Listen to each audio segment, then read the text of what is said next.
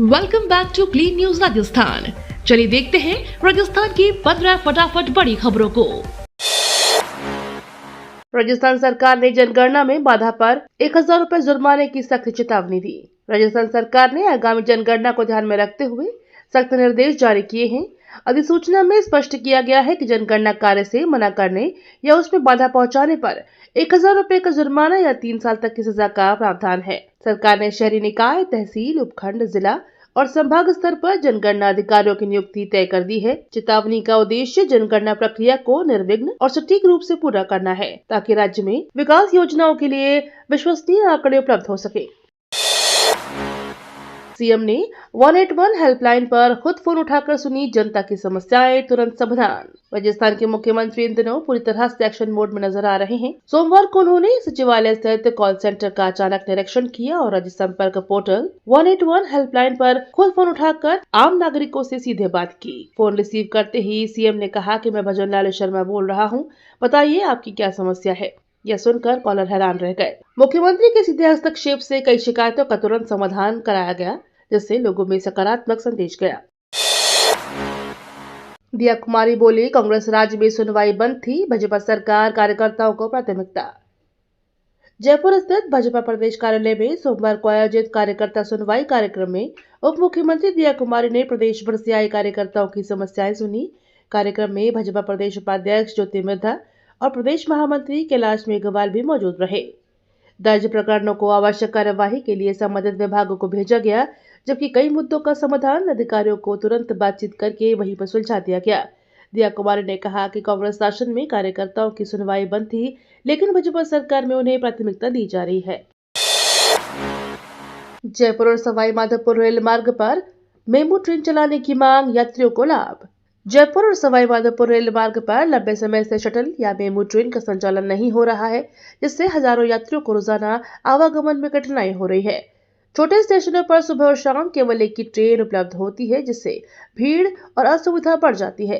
यात्रियों और स्थानीय समाज ने प्रशासन से मांग की है कि इस मार्ग पर मेमू ट्रेन शुरू की जाए, जिससे आवागमन सुगम हो और यात्रियों को समय और सुविधा दोनों का लाभ मिले। बूंदी बस आगार में 8 नई बसें होंगी शामिल, अहमदाबाद वडोदरा रूट पर सेवा। बूंदी जिले के यात्रियों के लिए खुशखबरी है। बूंदी बस आगार में आगामी सप्ताह 8 नई बसें शामिल की जाएंगी। आगार प्रबंधक घनश्याम गौड़ ने बताया कि इन नई बसों में 41 सीटर लग्जरी बसें हैं, जिनमें से 2 बसें अहमदाबाद और वडोदरा के लिए चलाई जाएंगी। यह नई बस सेवा यात्रियों को अधिक आरामदायक और सुविधाजनक सफर का विकल्प प्रदान करेगी और बूंदी से गुजरात के प्रमुख शहरों तक यातायात को आसान बनाएंगी। मेहंदीपुर बालाजी के लिए हेलीकॉप्टर सेवा शुरू, दिल्ली जयपुर से मिनटों में यात्रा। देश भर के श्रद्धालुओं के लिए बड़ी सुविधा देते हुए मेहंदीपुर बालाजी अब हेलीकॉप्टर सेवा से जुड़ गया है। नई सेवा के तहत दिल्ली, जयपुर और अलवर के पिनान से सीधे हेलीकॉप्टर द्वारा बालाजी धाम पहुंचा जा सकेगा। सोमवार को पहली उड़ान दिल्ली से 5 श्रद्धालुओं को लेकर मेहंदीपुर पहुंचेगी, जो इस सेवा का ट्रायल भी होगी। प्रशासन का मानना है इससे यात्रा समय में भारी कमी आएगी और श्रद्धालुओं को तेज, सुरक्षित और आरामदायक यात्रा का अनुभव मिलेगा। शेखावटी विश्वविद्यालय में छात्रों का जोरदार प्रदर्शन, एसएफआई ने कार्यवाही नहीं होने पर आंदोलन की चेतावनी। सीकर स्थित शेखावटी विश्वविद्यालय में सोमवार को छात्रों ने एसएफआई के बैनर तले जोरदार विरोध प्रदर्शन किया। बड़ी संख्या में जुटे छात्रों ने विभिन्न मांगों को उठाते हुए विश्वविद्यालय प्रशासन पर गंभीर आरोप लगाए हैं। एसएफआई पदाधिकारियों ने कहा कि कैंपस में एक विशेष विचारधारा की कार्यशाला की तरह चलाया जा रहा है और छात्र नेता देवराज हुड्डा पर दबाव बनाकर गलत केस दर्ज करवाया जा रहा है। संगठन ने स्पष्ट चेतावनी दी है कि जल्द कार्यवाही नहीं हुई तो आंदोलन और तेज किया जाएगा। भरतपुर में बाल विवाह मुक्त भारत अभियान के पोस्टर का विमोचन, 100 दिवसीय अभियान शुरू। भरतपुर में जिला कलेक्टर कमर चौधरी ने बाल विवाह मुक्त भारत अभियान के तहत 100 दिवसीय कार्यक्रम का पोस्टर जारी किया है। यह 8 मार्च 2026 तक सामुदायिक सहभागिता के साथ चलाया जाएगा। कार्यक्रम में समस्त जिला अधिकारियों की उपस्थिति रही। कलेक्टर ने बताया कि आमजन भी बाल विवाह रोकने में महत्वपूर्ण भूमिका निभा रहे हैं और किसी भी संदिग्ध बाल विवाह की सूचना चाइल्ड हेल्पलाइन 1098 पर जाकर रोकथाम में सहयोग कर सकते हैं। गागरोन दुर्ग में एक साथ 5000 छात्र करेंगे चित्रकारी, झालावाड़ बनेगा इतिहास का साक्षी। झालावाड़ 10 दिसंबर को एक ऐतिहासिक दृश्य का साक्षी बनने जा रहा है। राज्य सरकार की पंच गौरव योजना के तहत विश्व धरोहर गागरौन दुर्ग में पहली बार 5000 से अधिक सरकारी और निजी विद्यालयों के विद्यार्थी एक साथ चित्रकारी करेंगे। गागरौन दुर्ग चित्रकला प्रतियोगिता नामक इस आयोजन का उद्देश्य कला, संस्कृति और धरोहर संरक्षण के प्रति विद्यार्थियों में रुचि बढ़ाना है। आयोजकों का दावा है कि यह कार्यक्रम जिले को एक नए कीर्तिमान के रूप में राष्ट्रीय पहचान दिलाएगा। मेधावी छात्रों को एक्सपोजर और पर्सनालिटी डेवलपमेंट के लिए अंतर्राज्यीय शैक्षणिक भ्रमण पर भेजा। राज्य सरकार की बजट घोषणा के तहत अब्दुल कलाम आजाद व्यक्तित्व विकास योजना के अंतर्गत मेधावी छात्रों को अंतर्राज्यीय शैक्षणिक भ्रमण पर भेजा गया। इस कार्यक्रम में दूरस्थ, ग्रामीण और वंचित क्षेत्रों के छात्र शामिल हैं, जिनमें से कई पहली बार प्रदेश की सीमाओं के बाहर जा रहे हैं। इस भ्रमण का उद्देश्य छात्रों को नए अनुभवों से अवगत कराना और उनका एक्सपोजर बढ़ाते हुए पर्सनालिटी डेवलपमेंट को सशक्त बनाना है। इससे बच्चों में आत्मविश्वास, सामाजिक समझ और शैक्षिक उत्साह बढ़ाने में मदद मिलेगी। प्रदेश भाजपा ने पंचायत निकाय चुनाव से पहले सभी जिलों के प्रभारियों की सूची जारी। पंचायत और निकाय चुनावों की तैयारी को लेकर प्रदेश भाजपा ने संगठनात्मक मजबूती पर फोकस तेज कर दिया है। प्रदेश अध्यक्ष मदन राठौर पहले ही अपनी नई प्रदेश टीम की घोषणा कर चुके हैं, जिसके बाद अब प्रदेश महामंत्री श्रवण सिंह बगड़ी ने सभी जिलों के प्रभारियों और सह प्रभारियों की सूची जारी की है। ये नियुक्तियां आगामी चुनाव को ध्यान में रखते हुए की गई हैं, ताकि जिलों में संगठन को सक्रिय किया जा सके और चुनावी तैयारियों को बूथ स्तर तक मजबूत बनाया जा सके। फ्लाइट रद्दीकरण संकट के बीच रेलवे ने यात्रियों के लिए 150 से ज्यादा स्पेशल ट्रेनें चलाई। देश के एक प्रमुख एयरलाइंस कंपनी के संकट और डीजीसीए की कार्यवाही के कारण लगातार फ्लाइटें रद्द हो रही हैं। इसके कारण हजारों यात्रियों को एयरपोर्ट पर घंटों इंतजार करना पड़ रहा है। कई लोगों का सामान गायब होने और रिफंड में देरी जैसी परेशानियां भी सामने आ रही हैं। कई ऐसे सफर के संकट के बीच यात्रियों को सहारा बना है भारतीय रेलवे। बढ़ती मांग को देखते हुए रेलवे ने 150 से अधिक स्पेशल ट्रेनें चलाई हैं, जिनमें अधिकतर एसी स्पेशल ट्रेनें शामिल हैं। क्वालिटी सुधरते ही अलवर के प्याज की मांग बढ़ी, भाव 800 रुपए मण पहुंचे। लंबे समय से घाटे का सामना कर रहे अलवर के लाल प्याज किसानों के चेहरों पर आखिर खुशी लौटी है। बाहरी राज्यों से स्टॉक कम होने से जिले की प्याज की मांग अचानक बढ़ गई। इसके साथ ही मंडियों में आने वाली प्याज की क्वालिटी भी बेहतर हुई है। इससे किसानों को अब 800 रुपए प्रति मण तक भाव मिल रहे हैं। हालांकि यह तेजी कितने दिन टिकेगी, इसका अंदाजा आगे लगेगा। कुछ समय पहले खराब क्वालिटी और कुछ मांग के कारण किसानों को नुकसान झेलना पड़ा था, जिसके चलते कईयों ने फसल तक बर्बाद कर दी थी। राजस्थान पुलिस में 317 नई महिला कांस्टेबल शामिल, साइबर क्राइम और नए कानूनों का प्रशिक्षण।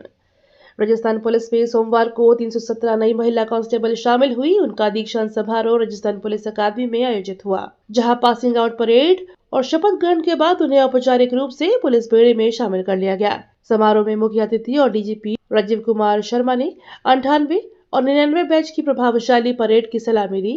प्रशिक्षु आरक्षियों को नए आपराधिक कानूनों, महिलाओं से जुड़े मामलों और साइबर क्राइम पर विशेष प्रशिक्षण भी दिया गया है।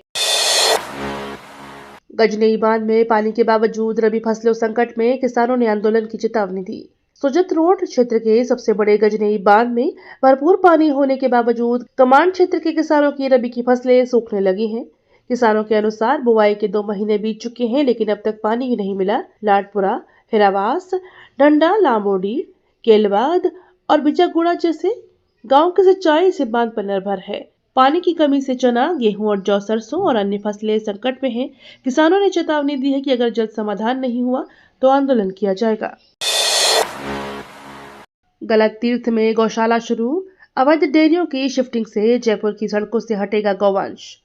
जयपुर में सड़कों पर घूम रहे निराश्रित गौवंश की समस्या खत्म करने के लिए अब शहर की अवैध डेयरियों को बाहर शिफ्ट किया जाएगा। सेवा के लिए 1-2 गौवंश रखने वालों को भी चेतावनी दी जाएगी कि उनका पशु सड़क पर न छोड़ा जाए। सोमवार को कैबिनेट मंत्री जोगाराम पटेल ने प्राचीन गलता तीर्थ में नई गौशाला की शुरुआत करते हुए घोषणा की।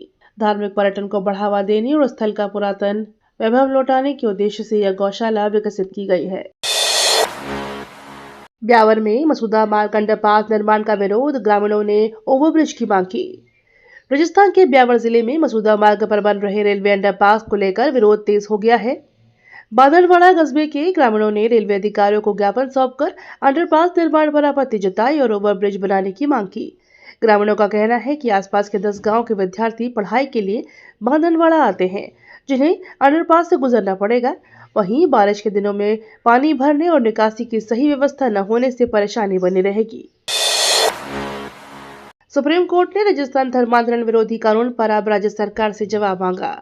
सुप्रीम कोर्ट ने राजस्थान के 2025 में बने धर्मांतरण विरोधी कानून की वैधता को चुनौती देने वाली कैथोलिक बिशप्स कॉन्फ्रेंस की याचिका पर राज्य सरकार से जवाब मांगा है।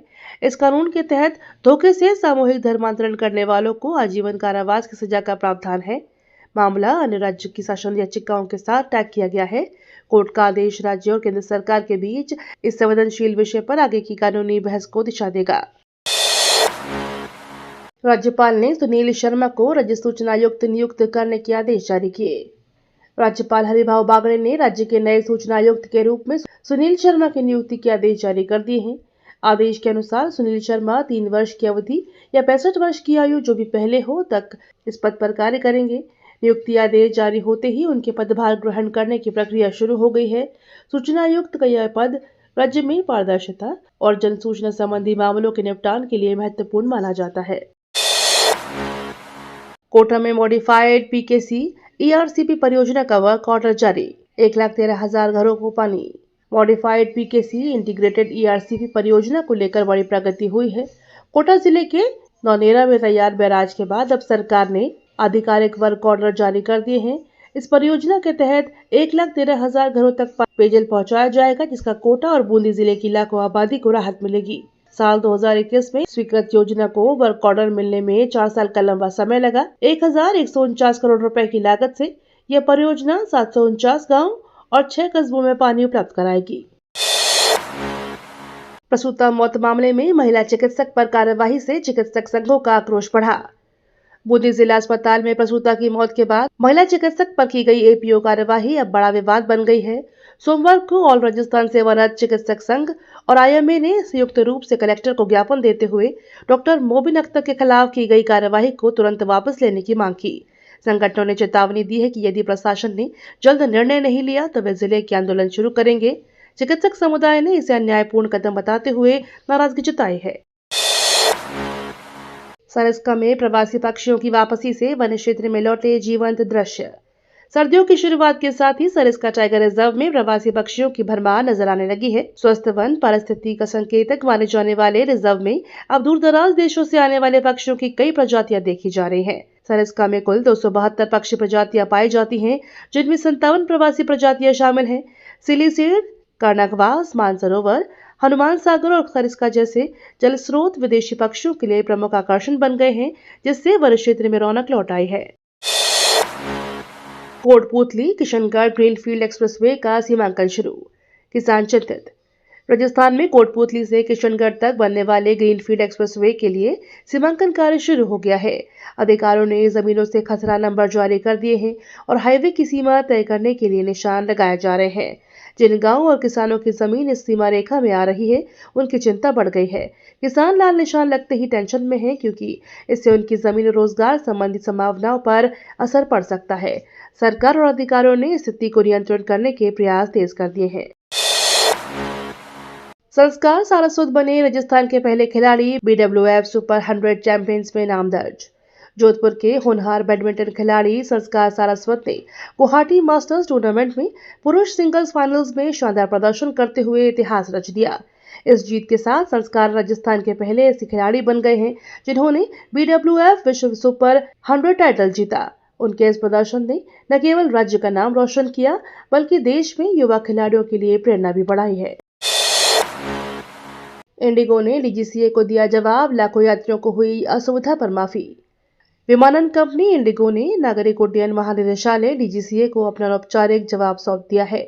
कंपनी ने बिना शर्त माफी मांगते हुए कहा कि लाखों यात्रियों को हुई असुविधा के लिए उसे गहरा खेद है।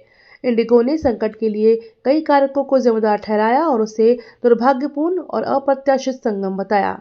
जवाब 8 दिसंबर को शाम 6 बजे CEO और COO के हस्ताक्षर के साथ दिया गया। देश भर के हवाई अड्डों पर इस संकट के कारण अफरा तफरी का माहौल रहा।